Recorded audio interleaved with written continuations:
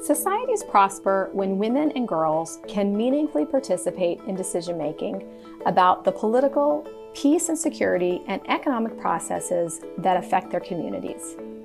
This course will look at the ways that both men and women can work to advance the role of women in these areas. Welcome to Advancing the Role of Women. This lesson is Advancing Political Participation. In this lesson, we are going to talk about the main obstacles that women face when deciding to enter politics. We will also learn about possible strategies to overcome these obstacles. I am Caroline Hubbard, an expert on the political empowerment of women. Since 2010, I have worked as a senior advisor and deputy director for Gender, Women, and Democracy at the National Democratic Institute in the United States. The National Democratic Institute is a nonpartisan, non-governmental organization that responds to the aspirations of people around the world who want to live in a democratic society.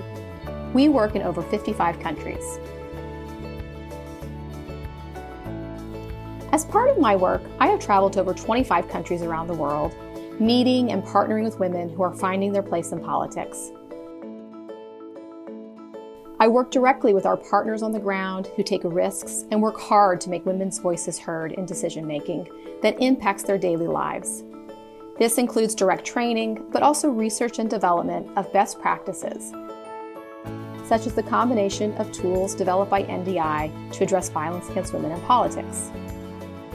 Additionally, in my role, I work to set global standards for gender equality and democracy. Over the past decade, the rate of representation of women in national parliaments around the world has gradually increased from 15% in 2002 to more than 23% in 2021.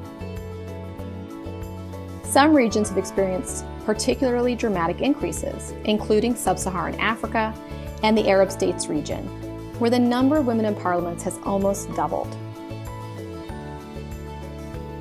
However, this is still well below the 30% benchmark often identified as the necessary level of representation to achieve critical mass, a concept that women should be a considerable minority of all legislators with significant impact, rather than a token few individuals.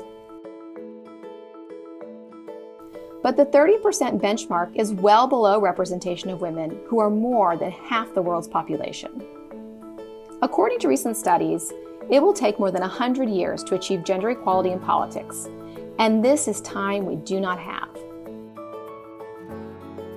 2020 marked the 25th anniversary of the Beijing Declaration and Platform for Action, a blueprint for advancing women's rights. There has been progress since Beijing, but much remains to be done to achieve gender equality in politics. Around the world, the full and equitable participation of women in political life is essential to create and maintain strong and vibrant democracies. At a fundamental level, democracy without the participation of half the population is not democracy.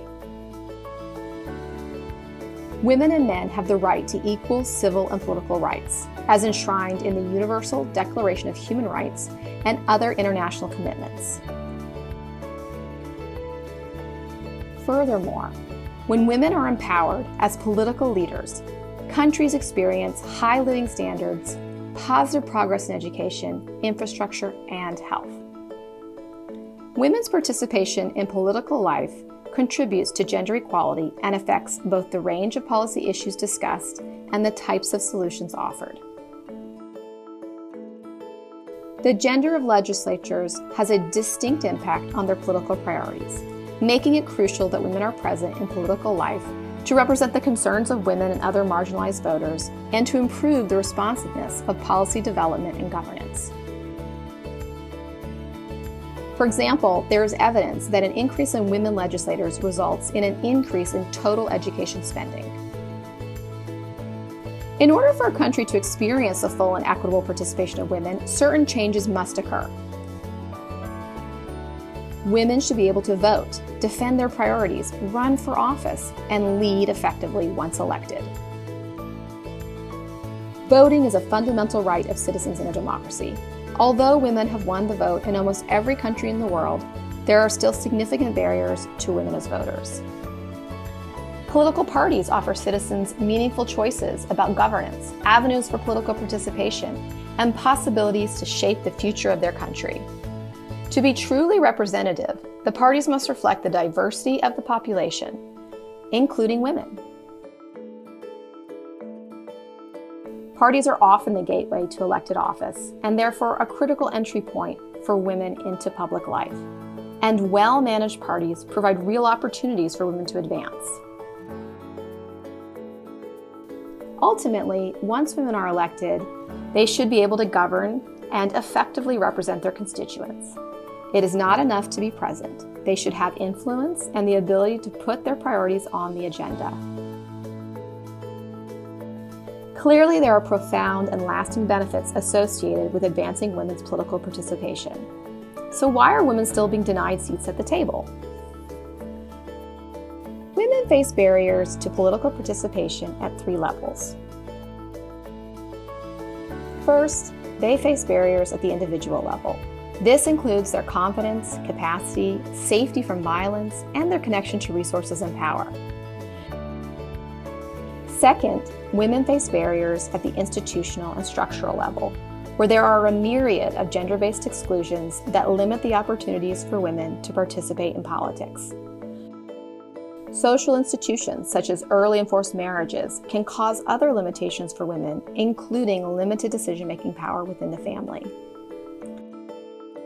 The World Bank has found nearly 950 examples of laws that prevent the full integration of women into the economy.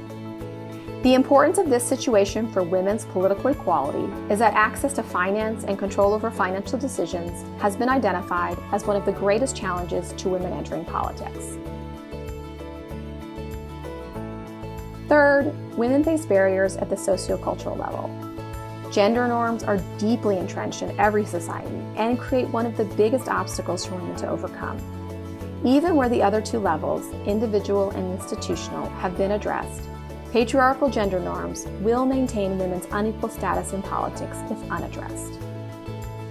In addition to everything outlined thus far, here are 2 additional issues to keep in mind when supporting women's increased presence in public life. First, I would stress that any strategies aimed at increasing the inclusion of women in politics requires recognizing that the experiences of women and men in politics are not only shaped by gender, but also by intersecting identities, such as class, age, ethnicity, sexuality, and ability, among others. Depending on the context, these identities may overlap with gender to compound the discrimination faced by particular groups of women. Strategies should be designed with this fact in mind. Second, it is very common for women, in particular young women, not to see politics as relevant to their daily lives and how their participation can influence decision-making. Often, the needs and concerns of young women are not reflected in the political leadership or institutions of a country, nor do the issues discussed reflect their priorities. To address this, 2 things must occur. Political institutions must better reflect and respond to the needs of young women, and young people must have the capacity and input to communicate their priorities. When women have a vocal role as activists and advocates for issues in civil society, their inclusion ensures that a broad spectrum of voices will be more specific and represent a wider range of citizens' concerns. For more on this course and to access related resources, visit our website.